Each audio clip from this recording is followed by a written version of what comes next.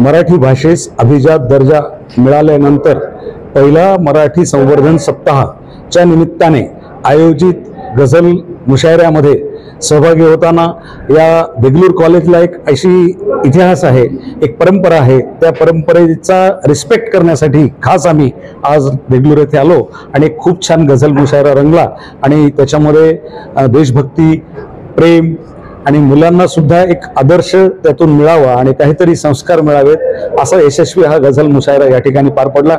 आणि अगदी वेळेच्या आत सर्व सहभागी गझलकारांनी रोहिणी पांडे, त्याच्यानंतर निशा डांगे, दीपाली कुलकर्णी, चंद्रकांत कदम, आमचे मित्र मिलिंद शिकारे यांनी खूप छान गझला सादर केल्या की ज्यामुळे त्या खरंच मराठी भाषेचं संवर्धन होण्यास मदत झाली। अनेक ठिकाणी कवी संमेलन होतात, परंतु त्यामध्ये मराठी गझल ही आता सगळ्यांची आवडती होत आहे। हो, तर याबद्दल काय? मराठी गझल ही नेमकी काय आहे याच्या खोलामध्ये रसिक जाऊ इच्छित नाहीत, त्यांना किक बसली पाहिजे। वो इधर से फेका के उधर से उछला हा जो गझलेचा गुणग्राहक गुण आहे तो रसिकांना खूप आवडतो। त्याच्या तंत्रामध्ये आणि त्याच्या खोलात जायची कोणाची इच्छा नाही।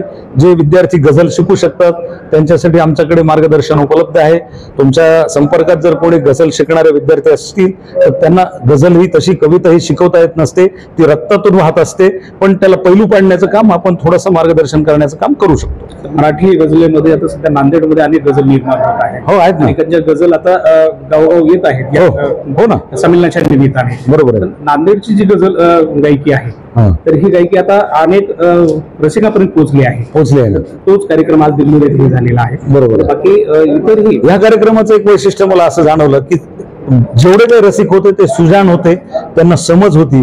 रसिकता असणे आणि समज असणे या दोन गोष्टी वेगळ्या आहेत, पण समज आणि रसिकता एकत्र आम्हाला इथे पाहायला मिळाली, त्याच्यामुळे आमच्या गझलकारांना एक सुखद अनुभव आला।